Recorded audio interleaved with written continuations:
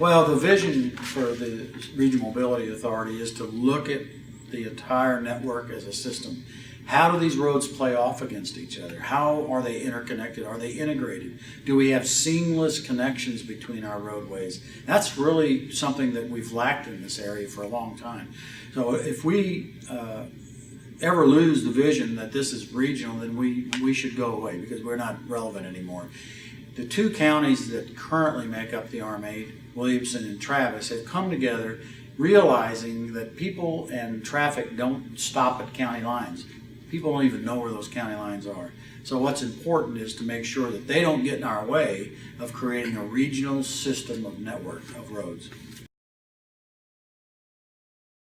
You know, congestion is a very big inhibitor for economic development, for growth, for job creation, but it also deteriorates the social fabric of our region. And that's not a small item. People don't want to sit in traffic for an hour to get from one part of town to the other if they can avoid it. So in many cases, I feel like they're going to avoid it. Are they really going to go to that social event or that charity event or the church event that's on the other side of town at rush hour? No, they're probably not going to do that. People are now working their day, their travel day around what happens out in the streets and roads that we have. There is no consequence at this point to people just jumping on a highway and saying, well, I'm not too worried about how much congestion there is, and they end up in the congestion that everybody else is in. So what we're trying to do is create a momentum on several levels for traffic, for the single occupant vehicle car, to people who want to carpool, to transit buses, to express buses, even to bike and ped facilities. So all those are now important. The most important of which is to be able to get people on a timely basis to their destination.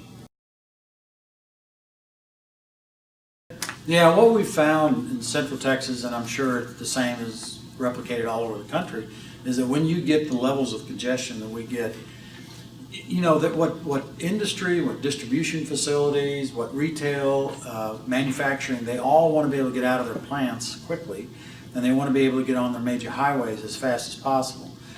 What we found on this corridor and others around the city is that sometimes is chalked up. It's just a mess. So what we're trying to do is create, particularly during peak hours, because that's when our real problem is, 5-6 hours a day, it's really problematic.